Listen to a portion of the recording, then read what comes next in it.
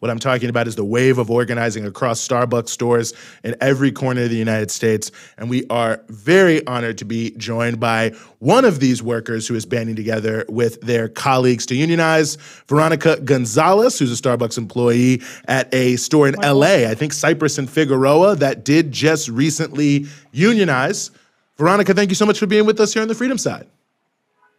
Thank you so much for having me. I really appreciate having a platform to talk about all of this. I feel like, you know, it's not getting enough coverage. I feel like within platforms like these, you guys are probably hearing about it a little too much. I feel like on our side, we're not hearing about it enough. Well, I'll tell you, I can never hear too much about it because I'm deeply inspired by what you all are doing and just store by store, winning, winning, winning. But, talk about the conditions at your store and what really led you all to come together to take this step to form a union. Yeah.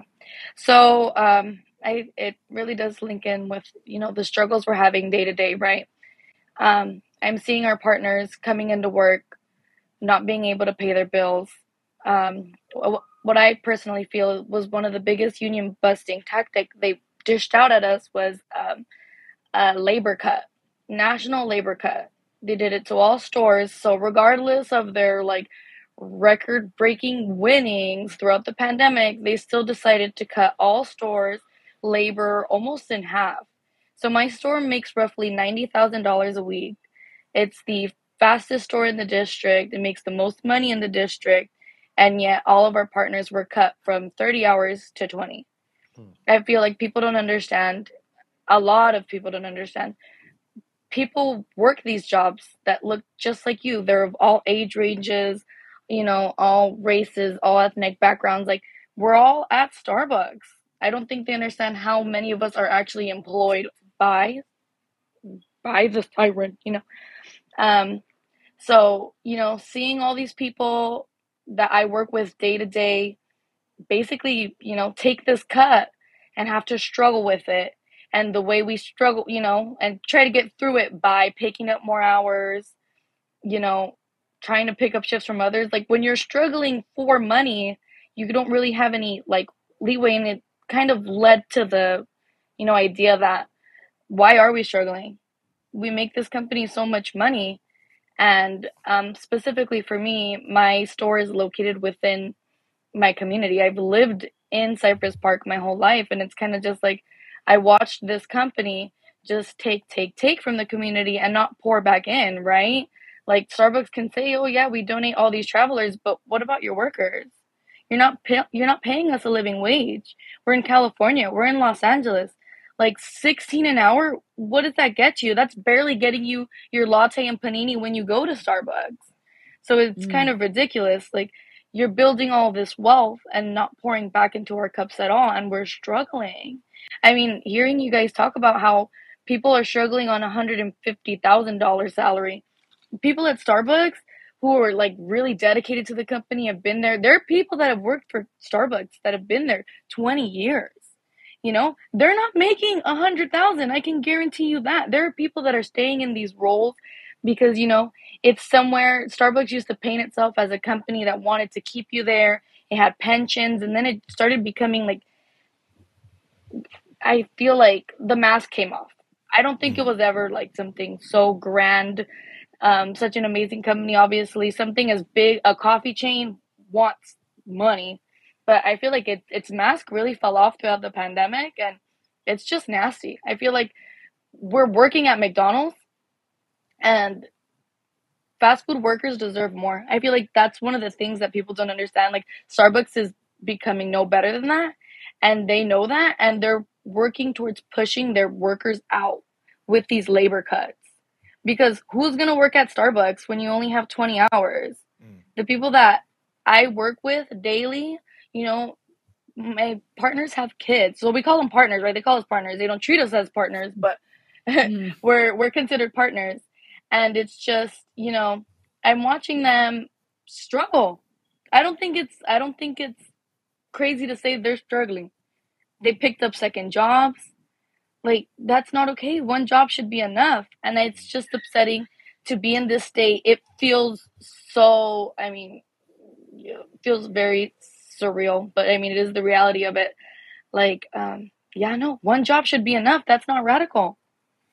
Like, I No. get it. And some people want to demean the working, like the food workers, working class, whatever you want to call it. Like, we're still people at the end of the day. We still have to survive. Like, we still have to eat. And you still have to pay rent. You still have to find somewhere to live and pay that off too. Like, I don't know why it's like, oh, you work at Starbucks. Like, this corporation makes billions of dollars. This store is making triple what they're paying us daily. And, it just doesn't make any sense. Like, I, I think it's just all of these questions being posed and the answers not being good enough. I think that's what really motivated us to strive for change, right? It just sucks because one of the struggles we're having is, we're working, we worked, we organized, right? We're not being heard. We're not being heard. And that's why you're seeing strikes all over. It's not because, oh my God, like this is all it is.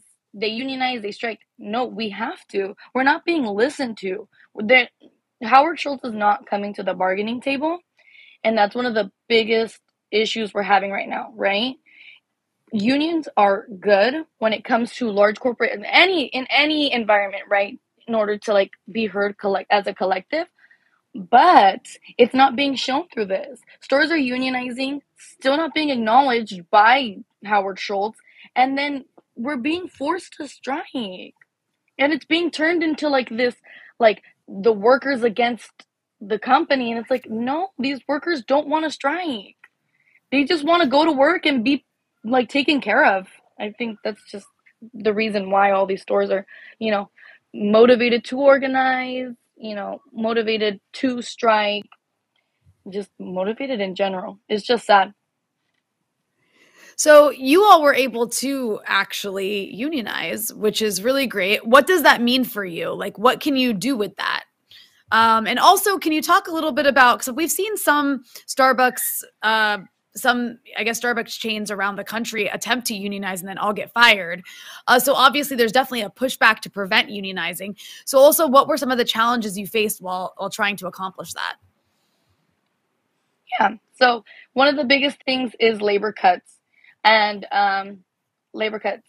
So the union busting, they're sitting people down and they're having these conversations about how they're going to lose their benefits, which benefits entail health care, child care, their hours slashed. And then, in the extreme cases, although it's illegal, losing their job, right? So they really pumped through fear through all these stores. And I think, yeah, that's one of the biggest things that we face. Like, they really turned up the union busting tactics and I guess had their fingers crossed that we were like, you know, dumb enough to not question it. I don't think I'm being crazy by saying they think we're dumb. No, I think that is the case. I mean, it's certainly, you just look at the statements that they're making in and of themselves, the threats that they're making towards people, as you put, they're firing huge numbers of people. And I know now this has been a big story this week about all the forms of retaliation that are out there. I guess, in some ways, one thing I'm curious about, Veronica, is through this experience, do you feel all of the pushback from Starbucks is demoralizing people, or do you feel like it's energizing people? Because as much as I keep seeing all of this terrible stories of the attacks they're doing against workers, I do just keep seeing stories of this store is unionizing, that store is unionizing, just coming, one after the other. So it seems like despite the fact that they're pushing back so hard, it isn't crushing the spirit of workers. Most definitely. And it's definitely energizing because it just goes to show, right? If they don't care, then who's going to care? Mm. I think like the turning point is now. Like we've passed it, but I feel like everyone's just starting to like, really realize, wow, as I said, the mask's falling off. And now it's just like, okay, so this is what you think. And, we know, I think one of the biggest things that I said, like, we have to create that value within ourselves. You're not showing it to us. You're obviously trying to pull us out. So us collecting and giving it our best isn't going to kill us. You've already put us through hell through the pandemic. This isn't anything. Like they waged this war, and it shouldn't be a war. Like just pay us right. Pay us right. Like give us better working conditions. Like I don't think people understand how stressful it is to work at Starbucks. It's like, oh, it's just pouring coffee. No, drive-throughs and with the uproar and like customization and drinks and the labor cuts, etc. I think the labor cuts is what makes it so stressful. And they have these things called customer connection scores, which they basically rate our store on, and then they cut labor based off of that. And it's kind of just like, Wow. they're setting us up for failure and then want to point to it and be like, well, this is why we're doing this. And it's like, no, you're setting us up to fail. And then it's just, oh my God. It's ridiculous. Working at Starbucks is stressful, as many people would think. Oh no, you're just pouring coffee. I wish it were just that. If it were just that, this movement wouldn't exist. Yeah, I mean, I just was going to say, no, I agree with you 100%. I mean, anytime I go into Starbucks early in the morning, I mean, it just seems insane. I mean, just the volume of things happening all at once is just unbelievable. The fact that you all make it all work. I mean, to me, that in some ways is the most deeply impressive thing. Sorry to cut you off there, Rania, but I mean, it really is, just criminal to hear that they're laying off large numbers of people, knowing, how difficult it is. But sorry, Rania, go ahead. No. I was actually just agreeing with you. I'm just thinking of the Starbucks around the area of Manhattan where you are, Eugene, and going there in the morning and actually being like really stunned because you're dealing with like the online orders. You're dealing with like an insane line of people asking for, like you mentioned, these customized drinks. Like everybody has super specific things that they want. You've got like one or two people making the drinks. It's just, there's a lot going on. And it's actually kind of like, you got to have some magic to make that work. There's nothing, I've never once walked into a Starbucks and thought to myself, these people are just pouring coffee. That's for sure. And I really appreciate that. Yeah, no, I would say a good amount of our customers, we serve the people, we serve the community that we are located in. We see all kinds of people, and especially with the store that grosses that much, and is making 90,000 a week, we see all types of people, and it's just very interesting. I feel like one of the biggest things with the company is like that we're demanding for is respect.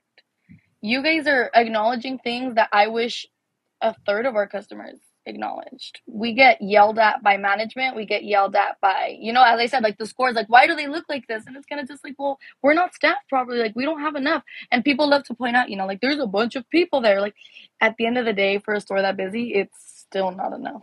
It's still not enough because you are dealing with mobile orders. So cafes have that stream of income, which is you walking in, and then they have mobile orders, right? So that's technically two stores in one. And then if you're walking into a drive-through, they have mobile orders, a cafe, and a drive-through. So that's three. And then that's not taking into consideration Uber Eats. So they're making like a bunch of money off of these things. So I guess a cafe has three streams of income. They have Uber Eats, they have the mobile orders, and then they have the cafe. And then you have a drive-through, which has if it has a cafe, or walk up. Some of them are walk up now. You're going to walk up. So you have the cafe, you have the drive-through, you have the Uber Eats, and then you have the mobiles. It's a lot of things going on, as you said. And it's just like, they're not staffing us properly. When it comes to complaints, like, we get the brunt of it, right? So we're there, we're serving the people, we're making the drinks, and we get the brunt of it. Like, I wish it were all like a cakewalk and everyone was super nice, but we're not. I feel like that's one of the biggest things, like, across everywhere. I haven't had my coffee. We deal with that. That's not an issue. But like on the company side, like, you can't be upset when you're not staffing us, and then we're getting customers who, just want to get in and out, and they can't get in and out because we're not staffed. It's kind of, as I said, set up for failure. Yeah, no, I think that's a very good point. Well, before we let you go, let me just ask you this. I think amongst the many people who are seeing it and are inspired, what can people do to support these efforts to unionize Starbucks nationwide? I think the biggest thing is having conversations. So based on your audience, there is no way someone listening doesn't know someone that works at Starbucks or frequents a Starbucks. You know, everyone, and there's no issue, right? We have a contract. It's the pledge. To take the pledge, it's the no contract, no coffee, and it's basically we're trying to get people to sign just so the pledge is just so you don't have to stop buying Starbucks. We know you're gonna buy Starbucks, and buying Starbucks is what earns us our labor. At the end of the day, if there's no people, there's no job. So we sadly understand that. And so it's just taking the pledge, you know, if and when the time comes, you know, just to, like, we're having sip-ins to show support, which I personally think if it's at a drive-through, don't do. But I think one of the things you can do is spark those conversations. Sorry, I had someone. Spark those conversations with the people you do know, right? Just because you don't know a store's where a store is, right? So like let's say you walk in and there's a manager and they pick that up. Yeah, there's a bunch of union busting going on in the store already, but we don't want them feeling like it's already happening in a store that it's not happening in. And then, you know, you set off an alarm that shouldn't have been set off. So I would suggest, considering you have such a big audience, you know, just having those people talk to the people that they know that work at Starbucks. Maybe they're regulars. Start talking to their regular baristas. I mean, as I said, customer connection is a thing. So your baristas, if you frequent a Starbucks, there is a barista that knows you. So that's 100% true. That's 100% true.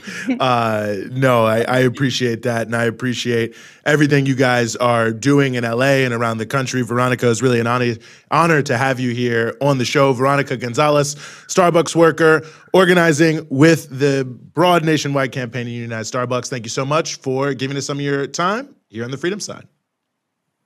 Thank you so much. Mm-hmm.